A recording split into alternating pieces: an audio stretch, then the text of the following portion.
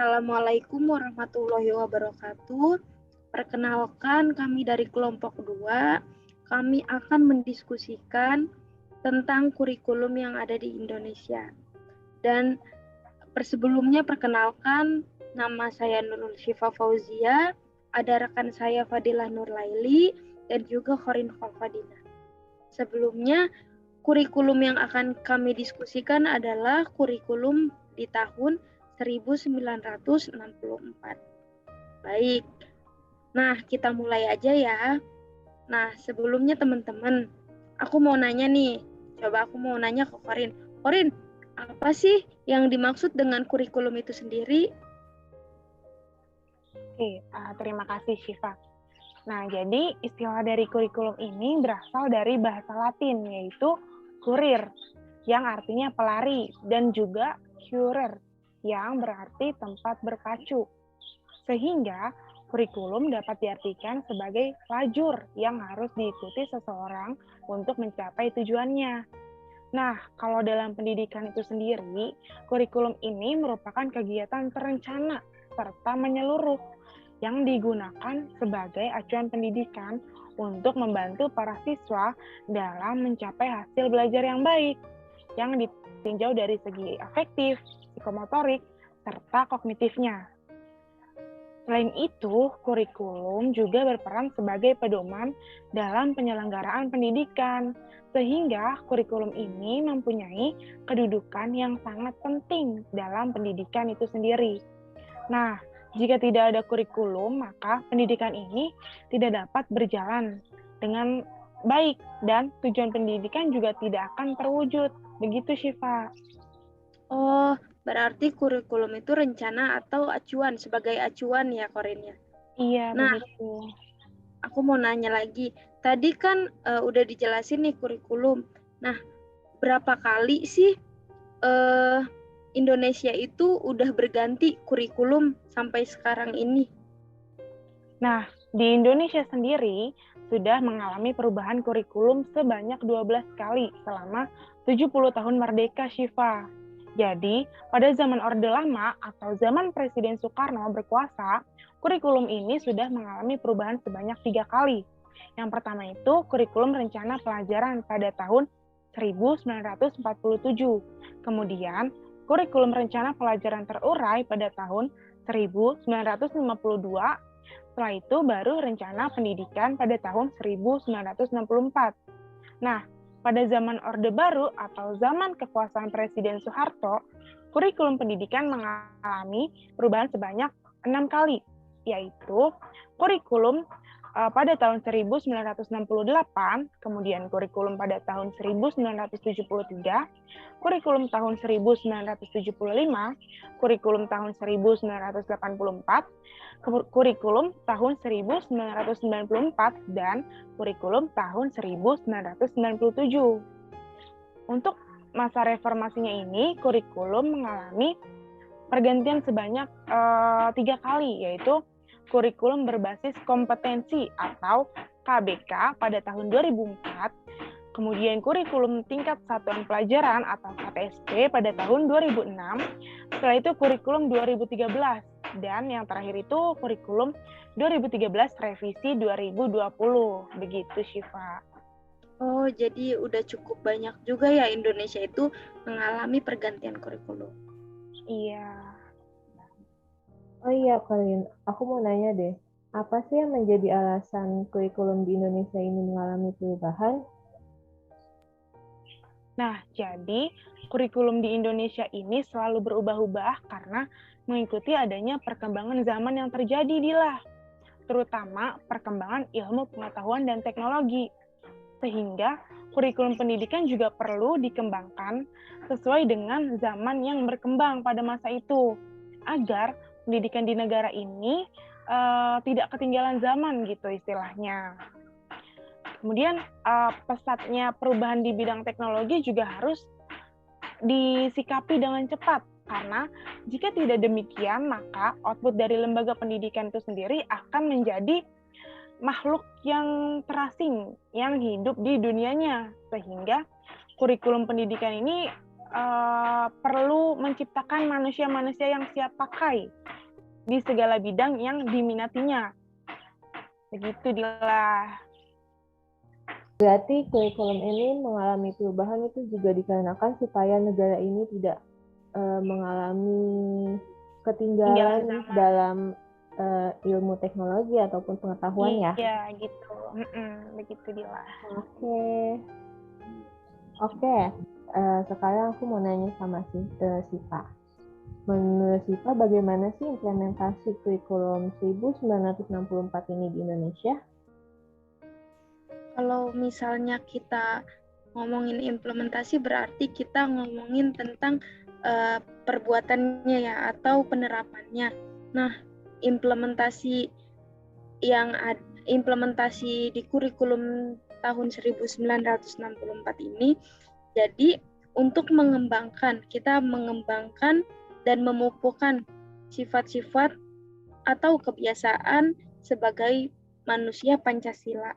Manusia Pancasila itu yang berketuhanan, karena terdapat di sila pertama saling tolong menolong, saling bergotong royong atau bersatu, saling menghargai, seperti itu.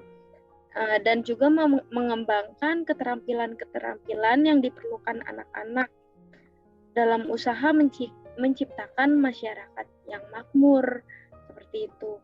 Juga memberikan pengetahuan akademis yang fungsional, yang memungkinkan anak-anak dapat melanjutkan pendidikannya ke sekolah-sekolah yang lebih tinggi.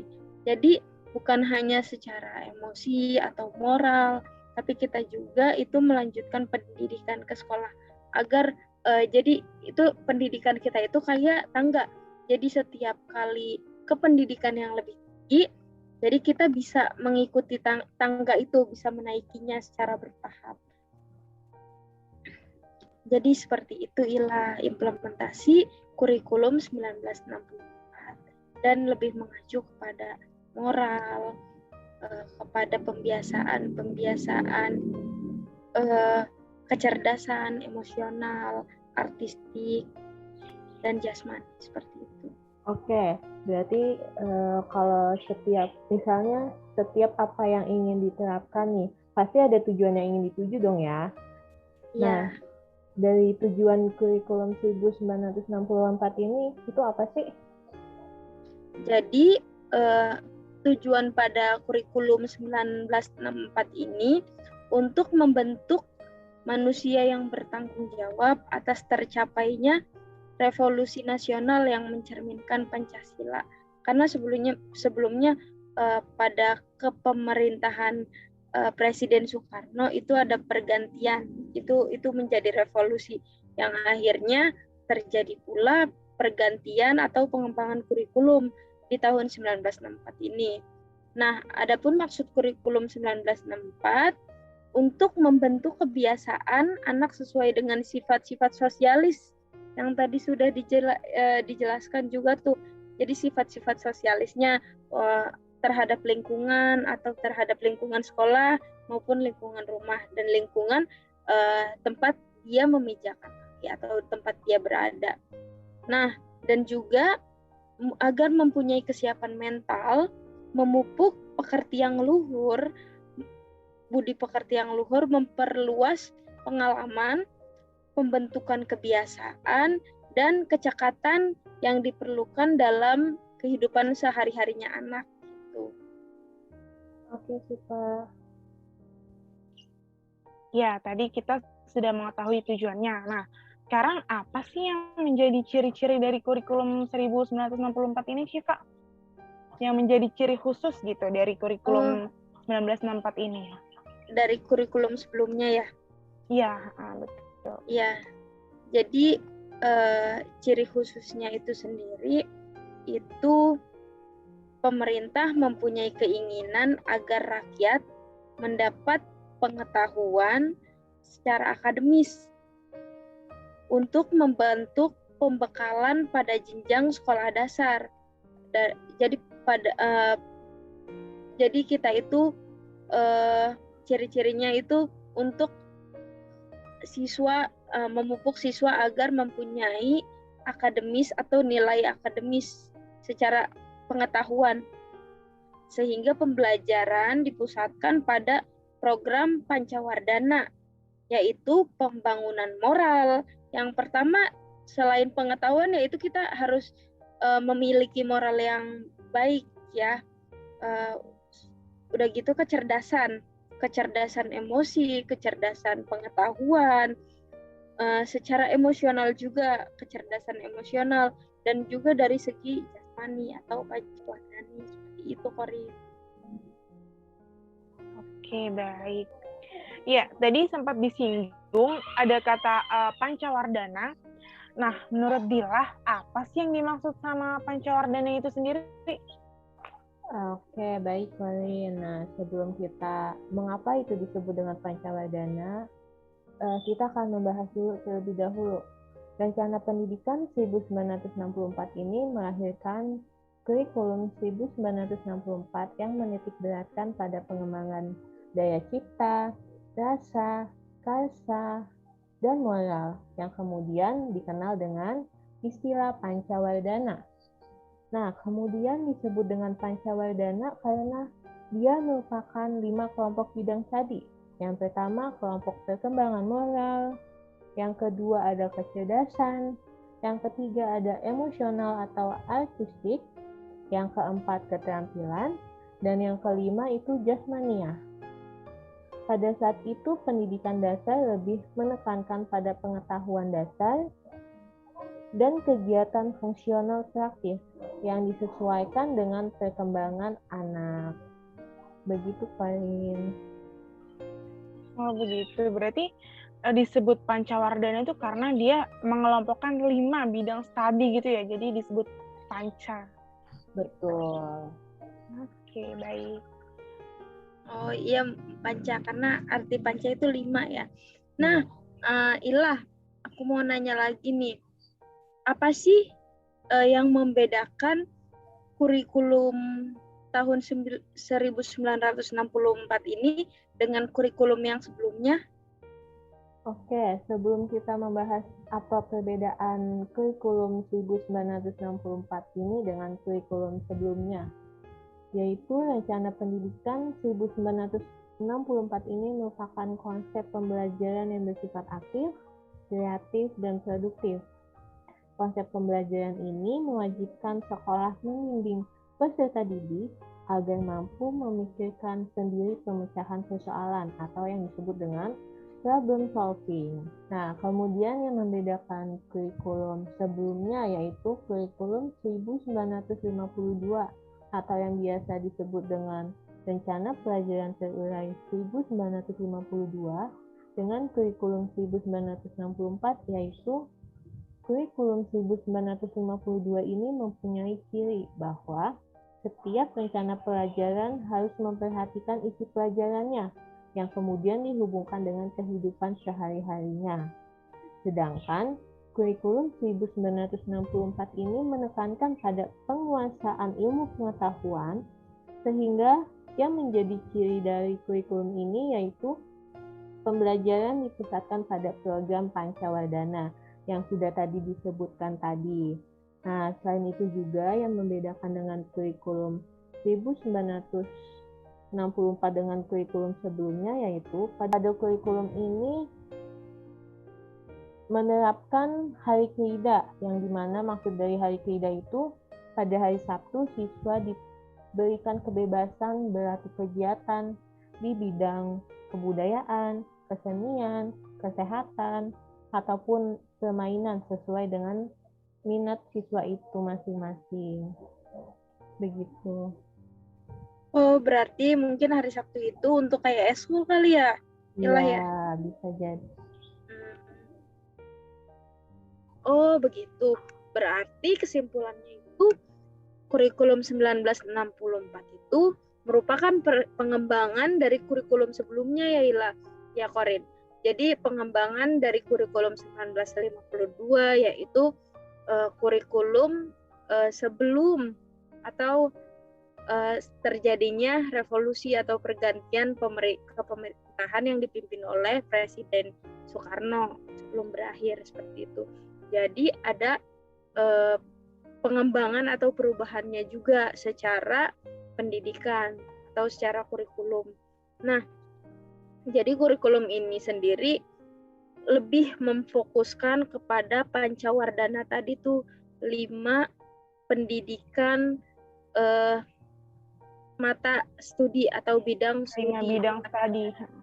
Ya, 5 bidang studi ya Korin. Nah, lebih menitikan ke pancawardhana tadi. Selain itu, jadi kurikulum ini pun memberi pengetahuan secara akademis agar siswa itu bisa mengikuti atau menjalankan ke jenjang pendidikan selanjutnya seperti itu ya. Seperti itu. Iya, begitu Syifa. Oke, baik teman-teman. Terima kasih banyak nih, kita jadi sama-sama tahu nih sejarah dan kenapa terjadinya pengembangan atau kurikulum pada tahun 1964 ini. Ini sangat bermanfaat bagi kita semua ya. Oke teman-teman, ini terima kasih banyak sebelumnya bagi teman-teman diskusi kita, diskusi kami dan dosen pembimbing kami. Ini merupakan diskusi yang sangat cukup menarik ya untuk kita diskusikan. Baik, mungkin ini yang sudah kita paparkan, kita diskusikan. Kurang dan lebihnya mohon maaf. Kita akhiri ya teman-teman dengan sama-sama mengucapkan hamdalah. Alhamdulillah. Oke, baik. Terima kasih ya teman-teman. Terima kasih banyak. Terima kasih juga. Terima kasih kembali. Assalamualaikum. Yaudah, aku tutup ya. Wassalamualaikum warahmatullahi wabarakatuh. Waalaikumsalam warahmatullahi wabarakatuh. Bye-bye. Bye.